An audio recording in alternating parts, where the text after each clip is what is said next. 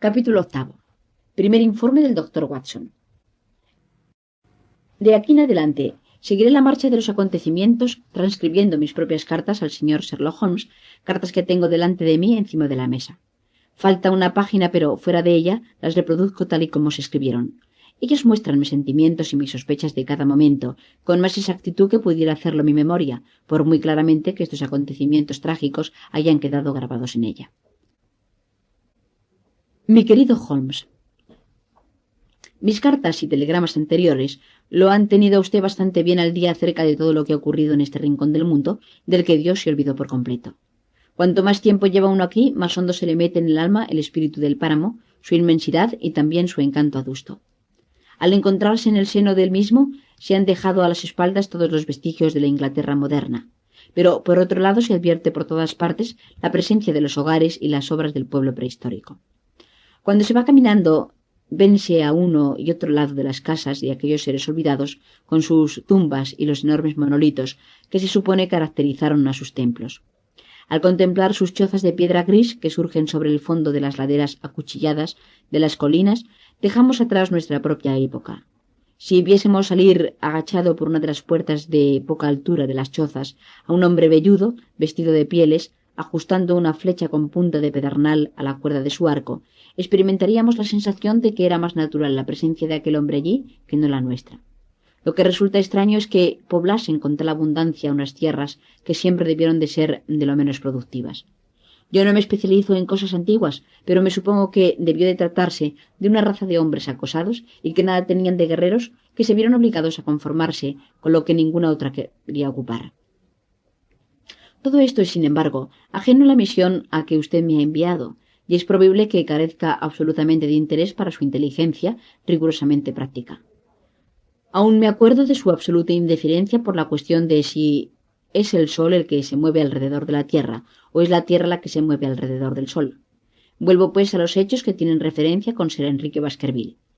Si en los últimos días no ha recibido usted informe alguno, ha sido porque no hubo hasta hoy nada importante que comunicar. Pero de pronto ha ocurrido una cosa sorprendente que le explicaré a su debido momento. Ahora, y antes que nada, necesito ponerlo en contacto con algunos otros factores de la situación. Uno de estos, y sobre el cual es poco lo que he hablado, lo constituye el presidiario que se fugó del páramo. Existen hoy fuertes razones para creer que ha salido ya de aquí, lo que constituye un gran alivio para quienes viven en casas aisladas por este distrito. Ha transcurrido una quincena desde su fuga, y en todo ese tiempo no se le ha visto ni se ha sabido nada de él. Desde luego no hay ninguna dificultad en explicarse su ocultamiento. Cualquiera de estas chozas de piedra le hubiera dado asilo en que esconderse, pero le habría faltado por completo el alimento, a menos que se apoderase de alguna de las ovejas del páramo y la matase. Creemos, pues, que se largó de aquí y los granjeros que viven aislados duermen, en consecuencia, mucho mejor. Somos 4 los hombres útiles entre la gente que habita el palacio. Podríamos, pues, defendernos muy bien, pero reconozco que ha pasado momentos de intranquilidad cuando me he puesto a pensar en los Stapleton. Viven a millas de distancia de toda ayuda. Son en la casa una doncella, un criado, la hermana y el hermano, pero este último no es un hombre muy fuerte. Si el forajido criminal de Notting Hill entrase en la casa, se encontrarían desamparados y a su merced. Semejante situación nos preocupó tanto a Sir Enrique como a mí, y apuntamos la idea de que Perkins, el lacayo, fuese a dormir allí. Pero Stapleton no quiso oír hablar de esa proposición. La verdad es que nuestro amigo, el baronet, empieza a dar muestras de mucho interés por nuestra bella convecina. No hay por qué asombrarse de ello. El tiempo pesa mucho en este lugar solitario sobre un hombre de acción como es él, y se trata de una mujer fascinadora y hermosa de veras. Hay en ella algo de tropical y de exótico que contrasta de un modo extraño con la manera de ser fría y antiemotiva de su hermano. Sin embargo, también éste produce la sensación de fuegos ocultos. Ejerce desde luego una marcada influencia sobre su hermana, porque me he fijado en que cuando ella habla, mira continuamente a su hermano como buscando la aprobación de éste para las cosas que ella dice. Confío en que se tratará con amabilidad.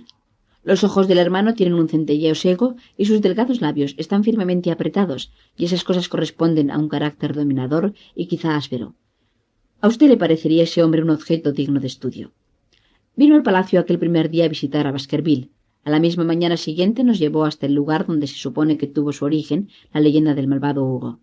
Fue una excursión de varias millas a través del páramo hasta un sitio tan desolador que bien pudo dar pie a la narración. Nos encontramos en una cañada con peñascos a uno y a otro lado que desembocan en un calvero cubierto de plantas juncáceas y de blancos penachos. En el centro del calvero se alzan dos grandes piedras, que el tiempo y la intemperie han ido desgastando y afilando hasta darles la apariencia de enormes colmillos picados que pertenecieron a alguna fiera monstruosa. El sitio correspondía desde luego al escenario de la conocida tragedia. Sir Enrique se mostró muy interesado y más de una vez preguntó a Stapleton si creía verdaderamente en la posibilidad de que interviniese lo sobrenatural en los asuntos de los hombres. Se expresaba como sin darle importancia, pero era evidente que tomaba la cosa muy en serio. Stapleton se mostró reservado en sus contestaciones, pero era fácil advertir que decía menos de lo que habría podido decir, y que si no expresaba por completo su opinión, hacíalo tan solo por consideración a los sentimientos del baronet. Nos hizo el relato de los casos similares en los que cierta familia había sido víctima de alguna maligna influencia. En suma, que nos dejó con la impresión de que él participaba de las creencias populares en la materia.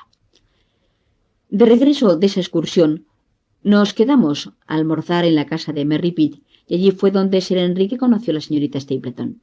Desde el primer instante se sintió fuertemente atraído hacia esa mujer, y mucho me engaño si ese sentimiento de atracción no fue mutuo. Mientras caminábamos de regreso al palacio, hizo y una otra vez referencia a ella, y desde entonces no ha transcurrido apenas días sin que nos hayamos visto con el hermano o con la hermana. Esta noche cenan aquí y ya se ha hablado de que vayamos nosotros a cenar a su casa la semana entrante. Cualquiera se imaginaría que una boda semejante habría de ser muy bien recibida por Stapleton.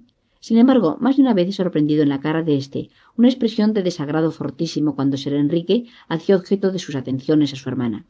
Le quiere mucho, sin duda, y sin ella llevaría una vida de soledad, pero sería el colmo del egoísmo el que se interpusiese para impedir que su hermana lleve a cabo una alianza tan brillante.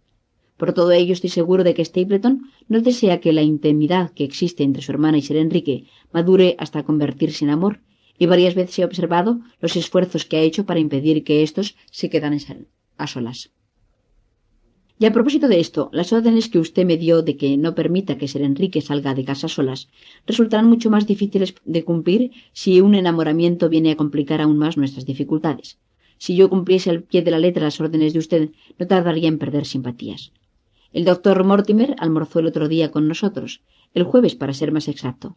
Ha estado excavando una colina funeraria que hay en Longtown y ha encontrado un cráneo prehistórico que lo tiene rebosante de júbilo.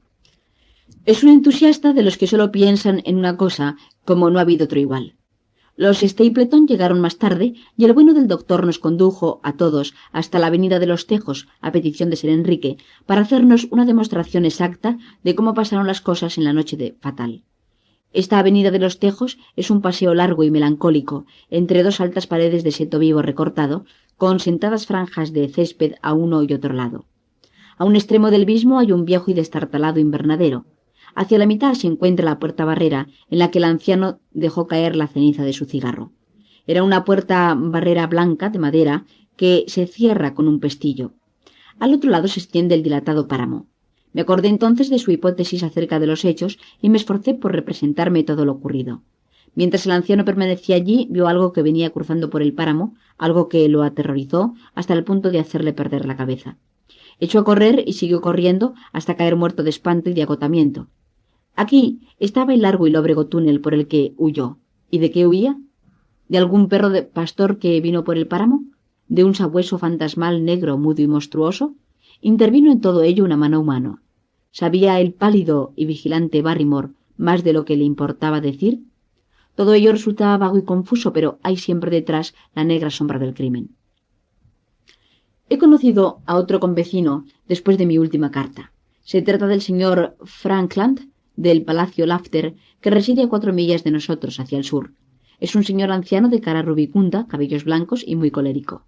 El objeto de sus iras es la legislación inglesa y se ha gastado una gran fortuna litigando. Disputa por el simple placer de disputar, dándose lo mismo luchar por el pro o por el contra, no siendo de extrañar que le haya resultado tan dispendiosa semejante diversión. De pronto se le ocurre cortar un derecho de tránsito, desafiando al ayuntamiento a que lo haga abrir. Otras veces va y derriba con sus propias manos la puerta barrera de otro propietario y sale diciendo que allí existía desde tiempos inmemoriales un sendero y desafía al propietario que le lleve a los tribunales por invasión de propiedad. Es hombre ducho en antiguas leyes comunales y señoriales y unas veces pone a contribución esos conocimientos suyos en favor de los habitantes de la aldea de Thurwood y otras en su contra, de modo pues que tan pronto se va llevando en triunfo por la calle de la aldea como es quemado en efigie, según haya sido su última hazaña. Se asegura que en la actualidad lleva entre manos unos 7 pleitos, los que probablemente se le engullirán el resto de la fortuna, con lo que vendrá a perder su aguijón y quedará inerme de allí en adelante. Haciendo abstracción de las cuestiones legales, parece persona amable y de buen corazón. Si lo menciono aquí es porque usted insistió de manera tan particular en que le describiese de alguna manera a las personas de las que estamos rodeados.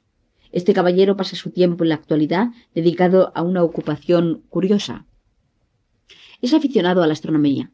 Posee un telescopio excelente y se pasa el día tumbado en el tejado de su propia casa, examinando el páramo con la esperanza de lograr descubrir por sorpresa al presidiario fugado.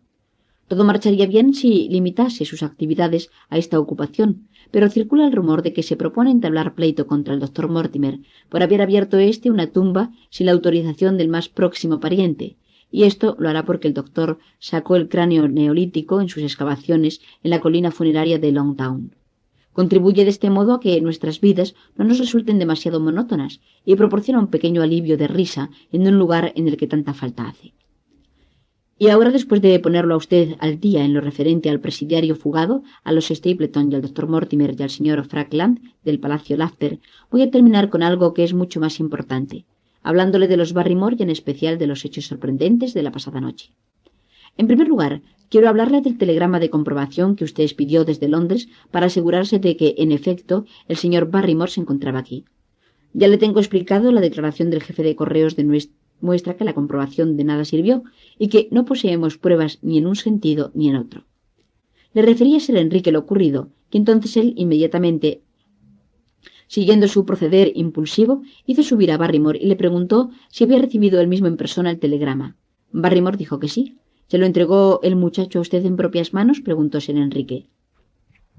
Barrymore se mostró sorprendido y meditó un instante, luego dijo: «No, yo estaba en el cuarto de los baúles en ese momento y mi mujer me lo subió». ¿Dio la contestación usted mismo? No. Le dije a mi mujer cómo tenía que contestarlo y entonces ella bajó y escribió la contestación. Por la noche el mismo Barrymore volvió por propia iniciativa a tratar del tema y dijo: «Sir Enrique, esta mañana no llegué a comprender por completo la finalidad de las preguntas que me hizo. Confío en que ellas no significaran que yo haya hecho nada capaz de hacerme perder la confianza de usted». Sir Enrique tuvo que darle la seguridad de que, en efecto, no la había perdido, y lo tranquilizó regalándole una parte importante de su indumentaria usada, porque había llegado ya de Londres la nueva con la que se había equipado. «A mí me interesa la señora Barrymore. Se trata de una mujer pesadota, maciza, de cortos alcances e intensa respetabilidad, inclinada al puritanismo. Difícil le sería a usted imaginarse persona de menor sensibilidad. Sin embargo, ya le tengo contado a usted cómo la oí sollozar amargamente la primera noche de mi llegada. De entonces acá he visto más de una vez en su rostro señales de lágrimas. Algún pesar muy hondo le ree constantemente el corazón. A veces me pregunto si la persigue el recuerdo de alguna culpabilidad y otras veces sospecho que Barrymore es un tirano doméstico. Tuve siempre la sensación de que hay en la manera de ser de este hombre un algo extraño y discutible, pero la aventura de la noche pasada ha llegado al colmo mis recelos. Sin embargo, considerada en esa misma, se trata de un asunto pequeño. A usted le consta que yo no tengo el sueño pesado, puesto que me encuentro en esta casa vigilando, mis sueños son aquí más ligeros que nunca. La noche pasada, a eso de las 2 de la madrugada, me despertaron unos pasos furtivos de alguien que cruzaba por delante de mi habitación. Me levanté, abrí mi puerta y miré fuera. Por el pasillo se arrastraba una sombra negra y larga. La proyectaba un hombre que caminaba con mucho tiento, llevando en la mano una vela. Iba vestido con los pantalones y la camisa, llevando los pies descalzos. Apenas si yo pude ver su silueta, pero su estatura me indicó que se trataba de Barrymore. Avanzaba muy despacio y con gran circunspección, y en toda su manera de actuar había algo indescriptiblemente culpable y furtivo. Le tengo ya explicado que el pasillo en cuestión está cortado por la galería que circunda el vestíbulo, pero que vuelve a reanudarse en el lado más lejano. Esperé hasta que mi hombre desapareciese de la vista y entonces me fui tras él. Cuando yo di la vuelta a la galería, ya Barrymore había llegado al final del otro pasillo y pude darme cuenta por la luz que salía de una puerta abierta que había entrado en una de las habitaciones. Ahora bien, todas estas habitaciones están sin muebles y desocupadas, por lo cual esa expedición se hacía más misteriosa que nunca. La luz brillaba con fijeza, indicando que permanecía inmóvil en su sitio. Yo avancé muy despacio por el pasaje, todo lo silenciosamente que me fue posible, y me asomé a mirar por el borde de la puerta. Barrymore se hallaba agazapado junto al ventanal, manteniendo la vela en lo alto junto al cristal. Se hallaba medio vuelto de perfil hacia mí y parecía que su rostro estuviera rígido de expectación, al mismo tiempo que miraba fijamente hacia las negruras del páramo. Permaneció algunos minutos mirando con intensa atención. Después dejó escapar un profundo gemido y, haciendo un gesto de impaciencia, apagó la luz. Yo retrocedí al instante hacia mi habitación y muy poco después volvieron a oírse los pasos furtivos en la caminata de regreso. Mucho después, y cuando ya yo me había quedado ligeramente dormido, oí una llave que giraba dentro de una cerradura, pero no pude poner en claro de dónde procedía aquel ruido. No consigo adivinar el alcance de todo esto, pero lo seguro es que en esta casa lóbrega está pasando en secreto algo hasta cuyo fondo hemos de llegar nosotros más pronto o más tarde. No quiero molestarle con mis hipótesis, puesto que usted me pidió que le proporcionase únicamente hechos. Esta mañana he tenido una larga conversación con Sir Enrique y nos hemos trazado un plan de campaña que se basa en mis observaciones de la pasada noche. No quiero hablar ahora de ese plan que, sin duda, hará que merezca ser leído mi próximo informe. Capítulo 9. Una luz en el páramo. Segundo informe del Dr. Watson. Palacio de Baskerville, octubre 15. Mi querido Holmes, es cierto que yo me vi en la necesidad de dejarlo a usted sin muchas noticias durante los primeros días de la misión que aquí me trajo, pero tendrá usted que reconocer que estoy recuperando el tiempo perdido y que los sucesos se nos vienen ahora encima apretados y rápidos. En mi último informe terminaba yo dando mi nota culminante con Barrymore junto a la ventana, pero ahora ya no es solo una nota, sino todo un montón de ellas que, o yo mucho me equivoco, o han de sorprenderle en alto grado. Las cosas han tomado un giro que yo no puedo prever. En cierto sentido se han aclarado muchísimo durante las últimas 48 horas y en otros aspectos se han complicado más. Pero yo se las contaré todas y usted juzgará por sí mismo. La mañana que siguió a mi aventura, me dirigí antes del desayuno por el pasillo adelante y examiné la habitación en que Barrymore había estado la noche anterior. La ventana del lado oeste por la que él había estado mirando con tan intensa atención tenía, según pude ver, una característica que la diferenciaba de todas las demás ventanas de la casa. Era la que dominaba desde más cerca el panorama del páramo. Existe entre dos árboles un espacio libre que permite mirar desde esa ventana directamente al páramo, mientras que desde todas las demás solo puede echarse una mirada lejana al mismo. De ahí se deduce que Barrymore, al necesitar forzosamente de esta ventana para sus propósitos, era porque esperaba algo o a alguien en el páramo. La noche era muy oscura y por eso me cuesta trabajo pensar que él tuviese esperanza de distinguir a nadie. Se me ocurrió que quizás se trataba de alguna intriga amorosa. Esto habría explicado lo furtivo de sus movimientos y explicaría también el desasosiego de su esposa. Barrymore es hombre de muy buen ver, está muy bien dotado para robar el corazón de las muchachas campesinas, de modo pues que esta teoría parece tener algo en que apoyarse. Quizá aquel abriese una puerta que yo había escuchado después de volver a mi habitación significase que Barrymore había salido para acudir a una cita clandestina. Esos fueron los razonamientos que me hice por la mañana. Le cuento qué dirección llevaron mis sospechas, a pesar de que la realidad haya venido a demostrar que eran infundadas. Sin embargo, cualquiera que fuese la verdadera explicación de las andanzas de Barrymore, me resultó superior a mis fuerzas la responsabilidad de callármelas hasta que tuviese la explicación de las mismas. Celebré una entrevista con el baronet en su despacho, después de desayunarnos, y le conté lo que había visto. Mi relato le sorprendió menos de lo que yo había calculado y me contestó. Yo sabía que Barrymore iba de un lado a otro por las noches y estaba resuelto a hablarle a él del asunto. 2 o 3 veces oí sus pasos en el corredor, yendo y viniendo más o menos a la hora que usted me ha dicho. Entonces quizá ese hombre visite todas las noches esa ventana precisamente, apunté yo. Es posible. En ese caso podríamos seguirle y ver de qué se trata. ¿Qué es lo que haría su amigo Holmes si él estuviese aquí? Creo que se comportaría exactamente tal y como usted ha sugerido, dije yo. Seguiría a Barrymore para ver lo que éste hacía. Pues entonces nosotros haremos juntos eso mismo. ¿Con seguridad que él nos oirá? Ese hombre es bastante sordo, y en todo caso tenemos que correr ese riesgo. Esta noche velaremos en mi habitación y esperaremos hasta que él pase. Sir Enrique se frotó de gusto las manos y se vio claro que saludaba con agrado aquella aventura, porque le traía un alivio a la vida bastante monótona que estaba llevando en el páramo. El baronet se ha puesto en comunicación con el arquitecto que había preparado los proyectos de Sir Charles y con un contratista de Londres, de manera que son de esperar aquí para muy pronto grandes cambios. Han venido decoradores y amuebladores de Plymouth y es evidente que nuestro amigo tiene ideas amplias y se propone no ahorrar ni trabajos ni dinero en la tarea de restaurar la grandeza de la familia. Una vez que la casa haya sido renovada y amueblada nuevamente, solo necesitará de una esposa para que esté completa. Entre nosotros existen síntomas bastante claros de que no faltará esa esposa si ella quiere, porque pocas veces he visto a un hombre más claramente enamorado de una mujer que lo está el baronet de nuestra hermosa convecina, la señorita Stapleton.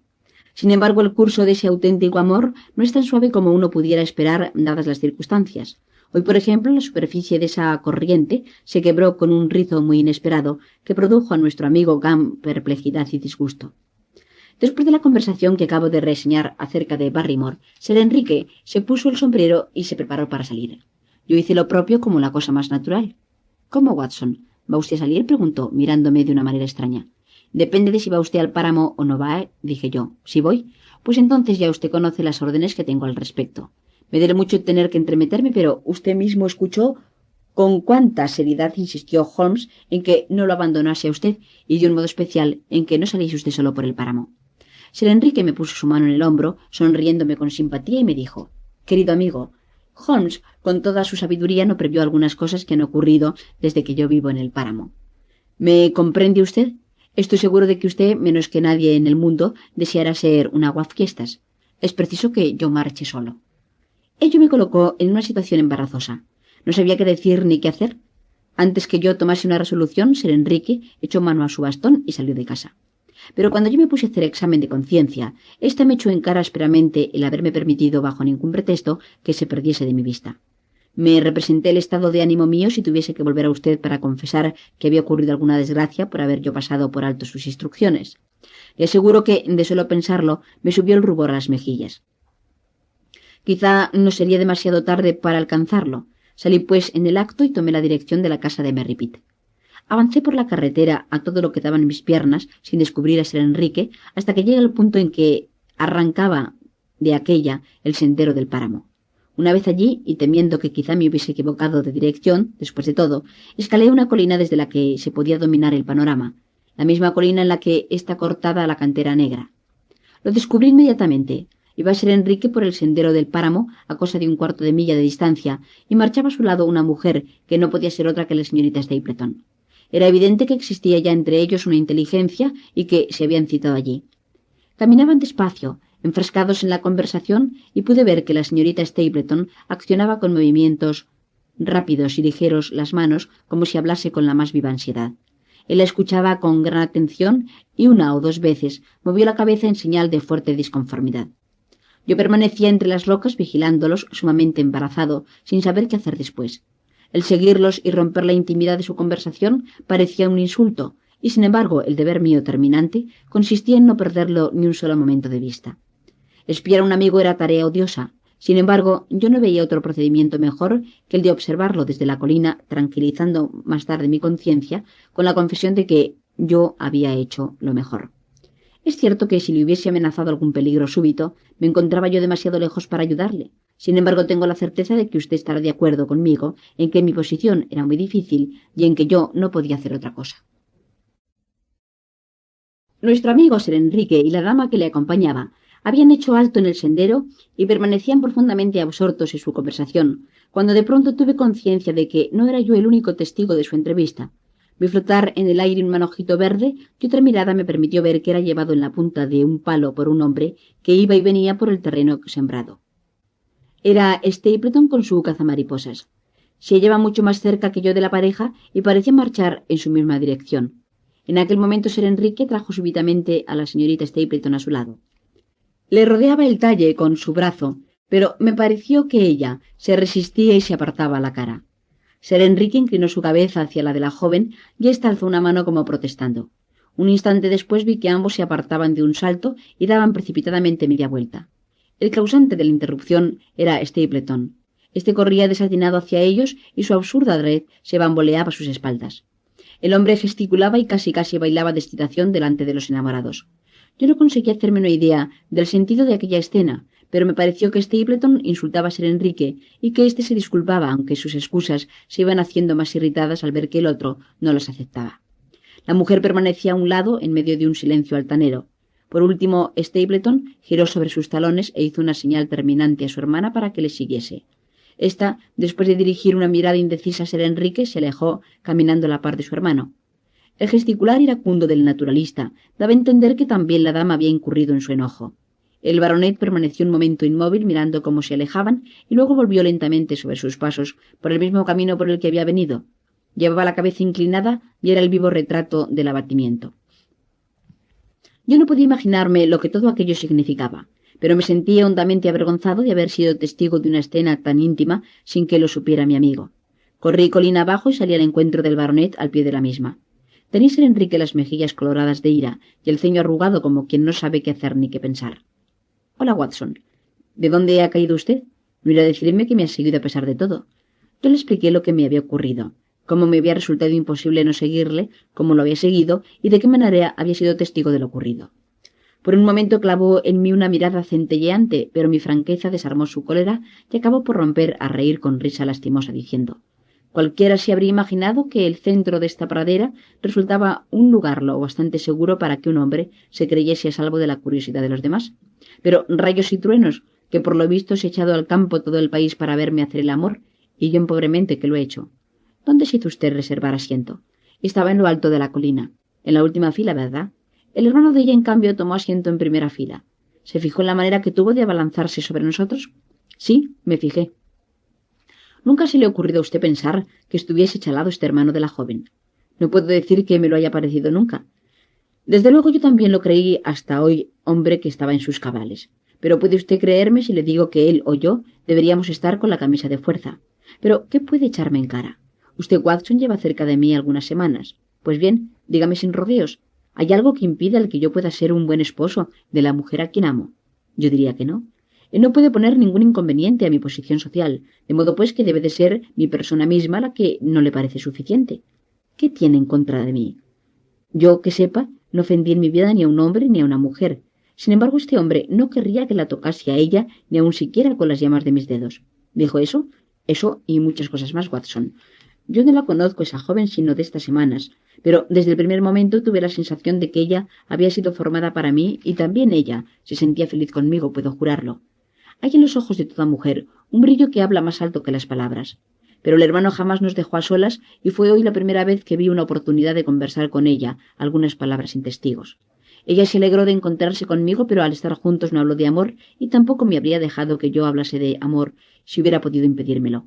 Una y otra vez volvía a lo mismo, que este es un sitio peligroso y que ella nunca sería feliz hasta que yo me marchase. Yo le contesté que después de haberla visto a ella, ya no tenía ninguna prisa por dejarme este lugar y que si verdaderamente quería que yo me marchara, el único modo de conseguirlo consistía en disponer las cosas para que ella se marchase conmigo. Entonces me ofrecí en pocas palabras hacerla mi esposa. Pero antes de que pudiera contestarme se nos vino encima su hermano corriendo y con cara de loco. Estaba blanco de furor y sus ojos brillaban y ardían de rabia. ¿Qué era lo que yo estaba haciendo a esa dama? ¿Cómo tenía yo la audacia de brindarle atenciones que le eran a ella odiosas? ¿Pensaba yo que por ser baronet podía hacer lo que me gustase? Si no se hubiese tratado del hermano de ella, yo habría sabido de qué manera contestar. Teniendo en cuenta esa circunstancia, le dije que los sentimientos que yo abrigaba por su hermana eran tales que no tenía por qué avergonzarme de ellos y que esperaba que ella me hiciese el honor de convertirse en mi esposa. Esto no pareció mejorar la situación, y entonces yo también me acaloré y le contesté quizá con mayor ardor del que hubiera debido, teniendo en cuenta de que ella estaba presente. La cosa terminó, pues, según usted lo vio, marchándose él con su hermana, y aquí me tiene usted a mí convertido en el hombre más desconcertado de la región. Si usted, Watson, me explica todo eso, contraeré con usted una deuda tan grande que no creo pueda pagarla nunca. Procuré buscar una o dos explicaciones, aunque lo cierto es que yo mismo estaba confundido.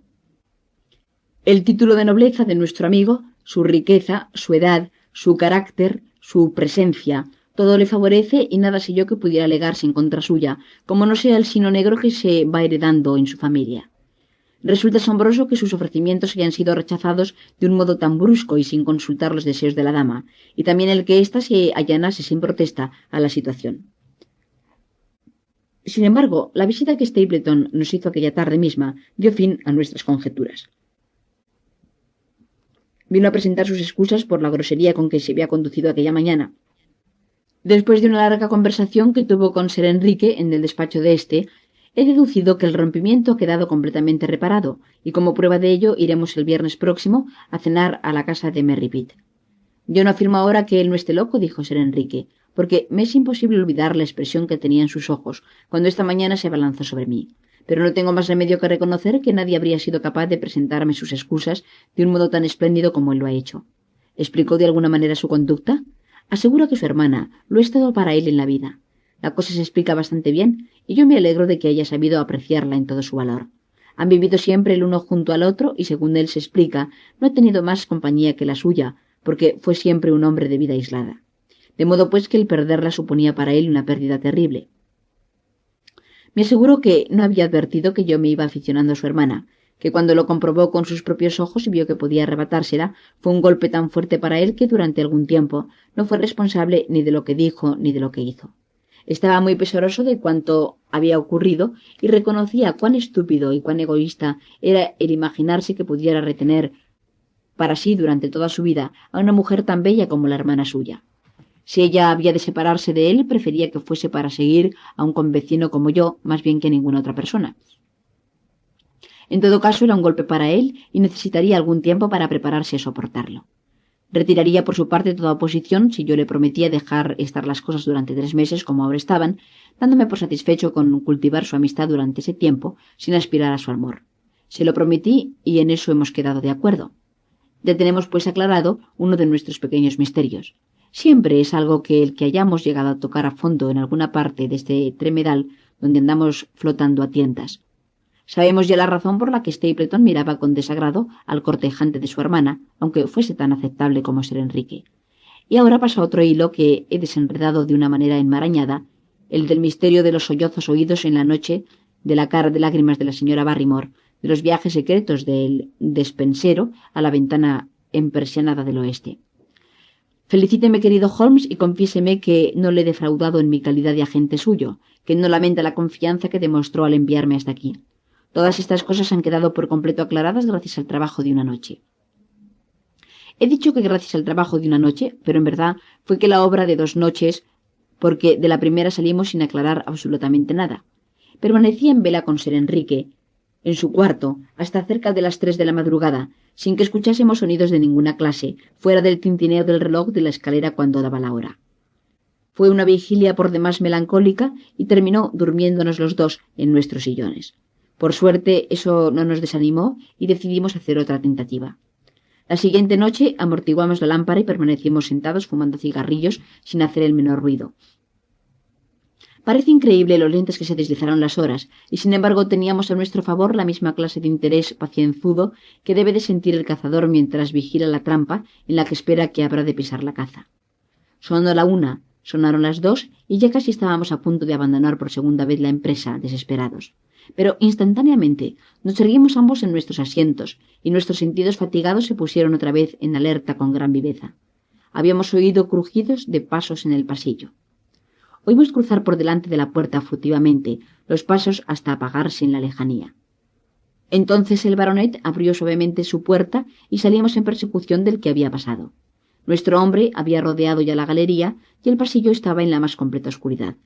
Avanzamos suave y cautelosamente hasta llegar a la otra ala del edificio. Lo hicimos con el tiempo justo para echar una ojeada a la figura alta, de barba negra, que inclinaba ligeramente su espalda hacia adelante al avanzar caminando de puntillas por el pasillo. Cruzó por la misma puerta que la otra vez y la luz de la vela la encuadró en la oscuridad, proyectando un solo haz de luz amarilla a lo ancho del pasillo.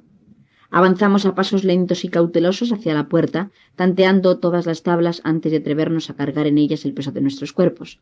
Habíamos tomado la precaución de dejar en el cuarto nuestras botas, pero aún así las viejas tablas del piso crujían y chasqueaban bajo nuestros pies. A veces nos parecía imposible que él no nos oyose acercarnos. Sin embargo, y por suerte, ese hombre es bastante sordo y se hallaba absorto por completo en lo que estaba haciendo. Cuando por fin alcanzamos la puerta y miramos al interior, lo vimos agazapado junto a la ventana, con la vela en la mano, oprimiendo contra el cristal su cara pálida, que miraba con gran atención, es decir, exactamente igual que yo lo había visto 2 noches antes.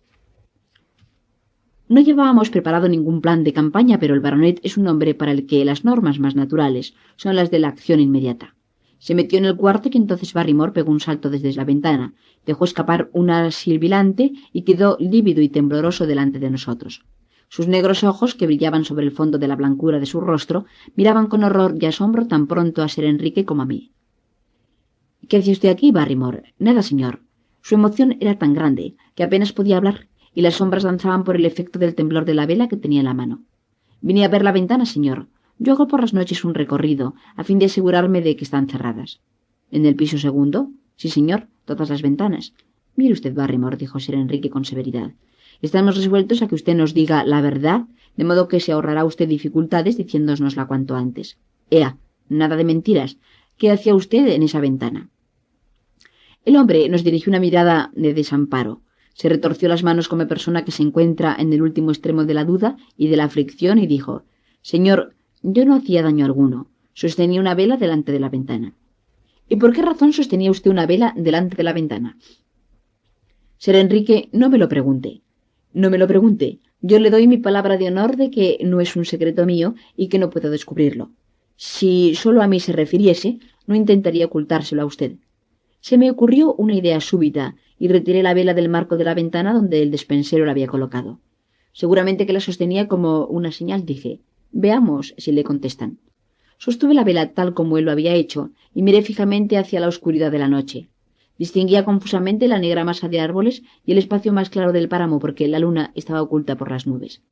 De pronto dejé escapar un grito de júbilo, porque un minúsculo puntito de luz amarilla había traspasado súbitamente el velo de oscuridad y brillaba con fijeza en el centro del cuadro negro, formado por el marco de la ventana. —Ahí está —exclamé. —No, no, señor, eso no es nada, absolutamente nada —intervino bruscamente el despensero—. ¿Le asegura usted, señor? —Mueva la luz a lo ancho de la ventana, Watson —gritó el baronet—. Fíjese, la otra también se mueve. —¿Y ahora, canalla, niega usted que eso era una señal? Hable ya. ¿Quién es su compinche de ahí fuera y qué conspiración están tramando? La cara del despensero adquirió una expresión de abierto desafío.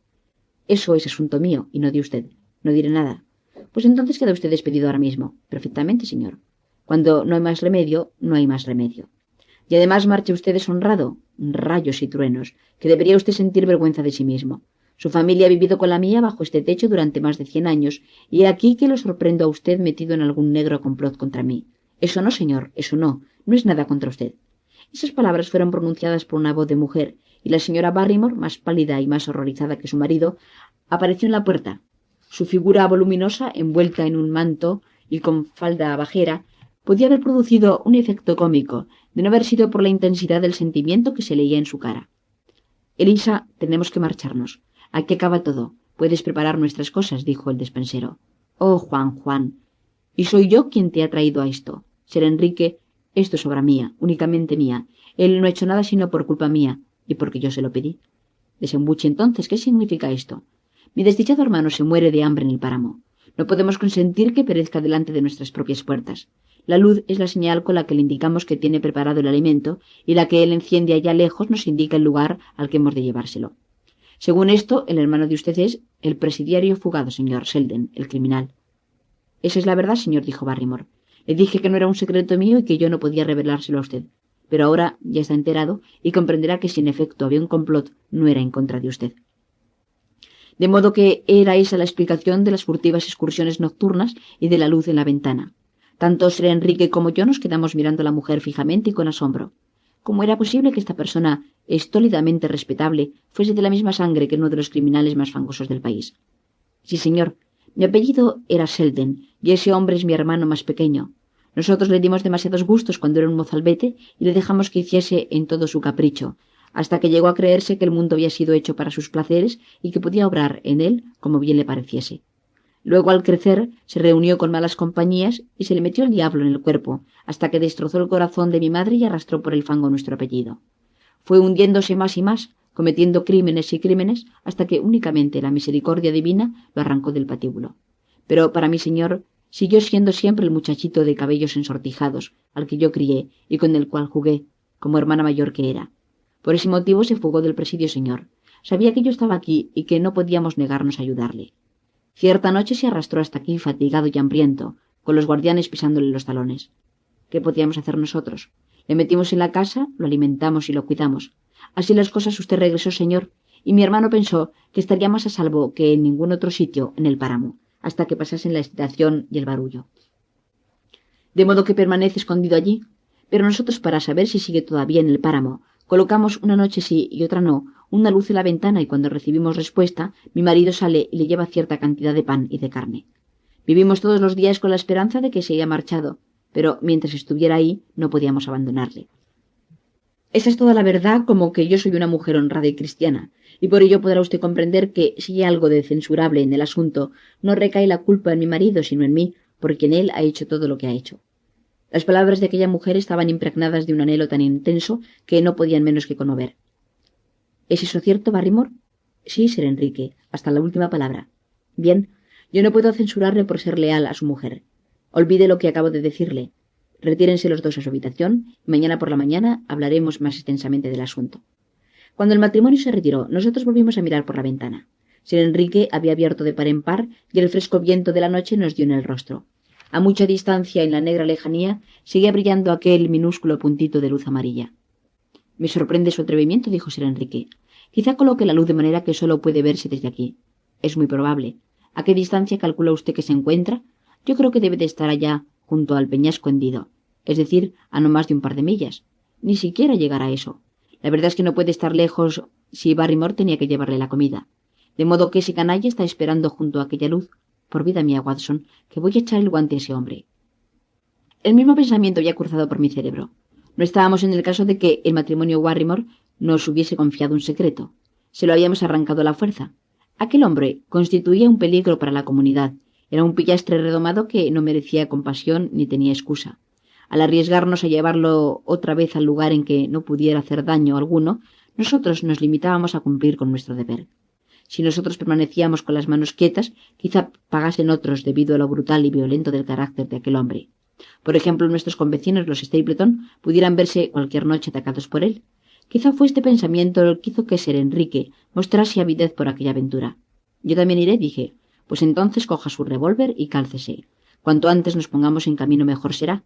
De otro modo, ese hombre pudiera apagar su luz y largarse. Antes de 5 minutos estábamos ya fuera de la puerta, lanzándonos a nuestra expedición. Avanzamos apresuradamente por entre el oscuro monte abajo, entre el lastimero gemir del viento otoñal y el susurro de las hojas que se desprendían de los árboles. El aire de la noche estaba cargado de aromas de humedad y de podredumbre. De cuando en cuando asomaba por un instante la luna, pero las nubes cabalgaban por la cara del cielo, y en el instante mismo en que salíamos al páramo comenzó a caer una lluvia fina. La luz seguía brillando con fijeza delante de nosotros. ¿Lleva usted armas?, pregunté. Llevo un cuchillo de caza. Tendremos que abalanzarnos rápidamente sobre él porque he oído decir que es un forajido. Lo sorprenderemos y lo tendremos a merced nuestra antes de que pueda ofrecer resistencia. Oiga, Watson, dijo el baronet, ¿qué diría Holmes de esto? ¿Qué diría de esta hora de la noche en la que andan sueltas las potencias del mal? Como en respuesta a sus preguntas se alzó de pronto de la inmensa lobreguez del páramo aquel extraño grito que yo había escuchado ya estando al borde de la gran ciénaga de Grimpen. Un murmullo largo y profundo llegó con el viento a través del silencio de la noche, creció hasta convertirse en un ladrido y volvió luego a ser un triste lamento que se apagó poco a poco. Una y otra vez volvió a resonar y la atmósfera toda vibró, estridente, salvaje y amenazadora. El baronet me agarró de la manga y su cara brillaba de blancura a través de la oscuridad. Válgame Dios, Watson, ¿qué es esto? Lo ignoro. Es un ruido que se produce en el páramo. Lo tengo oído ya otra vez. Se apagó aquel ruido y nos vimos envueltos en un absoluto silencio. Permanecimos quietos con el oído en tensión, pero ya no volvió a oírse nada. Watson, dijo el baronet, era el alarido de un sabueso. Se me heló la sangre en las venas porque en la voz de mi compañero había un temblor que delataba el súbito espanto que se había apoderado de él. ¿Cómo llaman a ese alarido?, preguntó. ¿Cómo lo llaman quiénes? Las gentes que habitan en esta región. Son personas ignorantes. ¿Por qué ha de importarle cómo lo llaman? Dígamelo, Watson. ¿Qué dicen de ese alarido? Me quedé vacilando, pero me era imposible esquivar la pregunta. Dicen que es el ladrido del sabueso de los Baskerville. Sir Enrique dejó escapar un gemido y permaneció silencioso algunos momentos. Era un sabueso, dijo por último, pero parecía llegar el ladrido desde muchas millas de distancia, por aquel lado, creo yo. Era difícil decir de qué lado venía. Crecía y decrecía con la fuerza del viento. ¿No es esta la dirección de la gran ciénaga de Grimpen? Sí, en esa dirección está. Pues bien, venía de allí.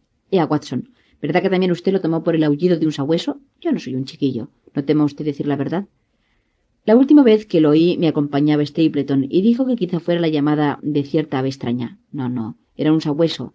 Válgame Dios, es posible que haya algo de verdad en todas estas historias.